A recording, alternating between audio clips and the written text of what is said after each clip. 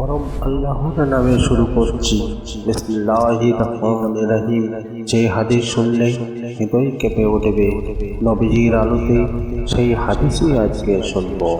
ভেবে দেখুন, যদি আজ রাত্রে আপনার সামনে দাঁড়িয়ে কেউ জিজ্ঞেস করে, তুমি কি জানো রোজা তোমার জন্য জান্নাতের দরজা খুলতে পারে? আর যদি সে আরো বলে, রোজা শুধু না খাওয়ার নাম নয়, এটা এমন এক ইবাদত যার প্রতিদান আল্লাহ নিজের হাতে দেবেন। এই কথা যদি সত্য হয়, যদি সত্যি এমন হয় যে এই আসন্ন রমজান আপনার পুরো জীবন বদলে দিতে পারে, আজকের এই গল্প আপনাকে রোজার আগে প্রস্তুত করবে, আপনার চোখে পানি আনবে, আর শেষে আপনি নিজেই বলবেন, ইয়া আল্লাহ, আমাকে এই রমজানটা নষ্ট করতে দিও না।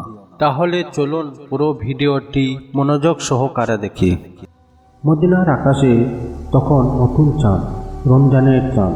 চারিদিকে এক অদ্ভুত নীরবতা, আবার একই সাথে এক আনন্দের আলোড়ন। এই চাঁদ শুধু একটি মাসের আগমন নয়, এটি ছিল রহমত, মাগফিরাত ও নাজাতের ঘোষণা।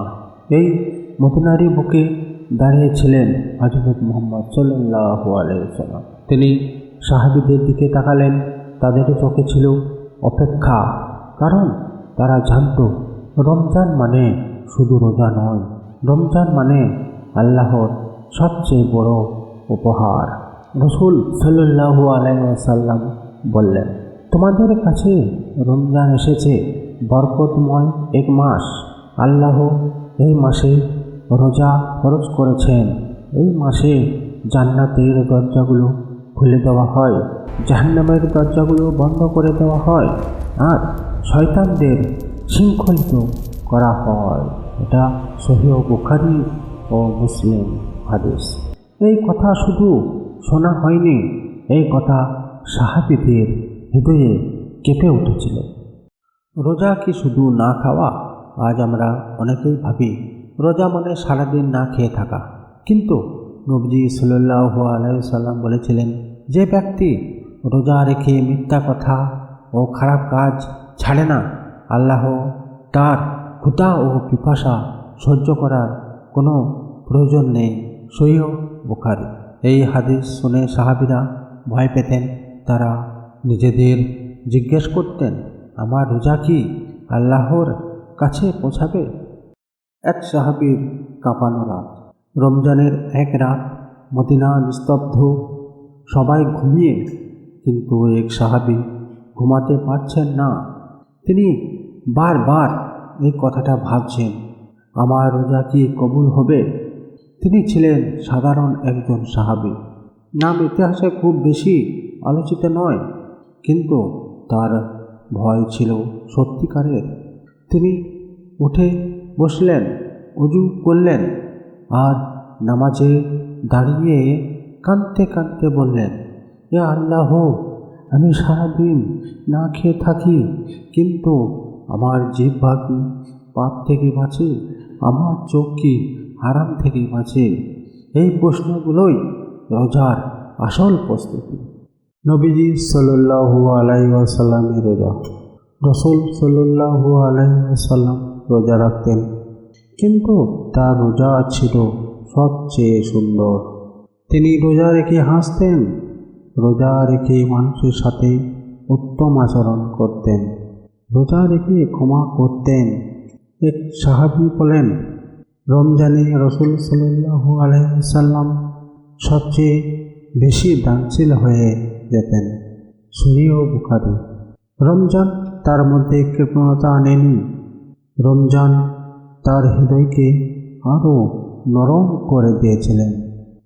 ইফতারের মুহূর্ত। ইফতারের সময় এলে রাসূল সাল্লাল্লাহু আলাইহি ওয়াসাল্লাম খুব সাধারণভাবে ইফতার করতেন, কয়েকটি খেজুর আর পানি। তিনি বলতেন, যতক্ষণ মানুষ ইফতার তাড়াতাড়ি করবে, ততক্ষণ তারা কল্যাণের উপর থাকবে। সহিহ মুসলিম। এই ছোট আমলগুলোই সাহাবীদের কাছে রোজাকে ভালোবাসার করে তুলেছিল। রোজা কাকে রক্ষা করে? নবীজি সাল্লাল্লাহু আলাইহি ওয়াসাল্লাম বলেছেন, রোজা হলো ঢাল, সহিহ বুখারী। ঢাল যা জাহান্নাম থেকে রক্ষা করে, পাপ থেকে রক্ষা করে, নফসের আক্রমণ থেকে রক্ষা করে। কিন্তু ঢাল তখনই কাজ করে যখন সেটাকে ঠিকভাবে ধরা হয়। এক ভয়ঙ্কর সতর্কবাণী। একদিন নবীজি সাল্লাল্লাহু আলাইহি সাল্লাম মিম্বরে উঠলেন। তিনি 3 বার বললেন, আমিন, আমিন, আমিন। সাহাবীরা জিজ্ঞেস করলেন, কেন? তিনি বললেন, ধ্বংস তার জন্য যে রমজান পেল কিন্তু তার গুনাহ মাফ করাতে পারল না। সহিহ তিরমিজি। এই হাদিস সাহাবীদের ঘুম হারাম করে দিয়েছিল। রমজান পাওয়া না হারানো। রমজান এমন একটি মাস যা কেউ পায় কেউ হারায়। একই মাস, একই রোজা, কিন্তু ফল আলাদা। কারো জন্য মাগফিরাত, কারো জন্য শুধু ক্ষুধা। এখন রমজান সামনে আর আপনি এই ভিডিও দেখছেন, হয়তো এটি আল্লাহর পক্ষ থেকে আপনার জন্য বার্তা। এই রমজানটা নষ্ট করো না। রোজা আসছে, কিন্তু প্রশ্ন হলো, আপনার জিহ্বা কি প্রস্তুত? আপনার চোখ কি প্রস্তুত?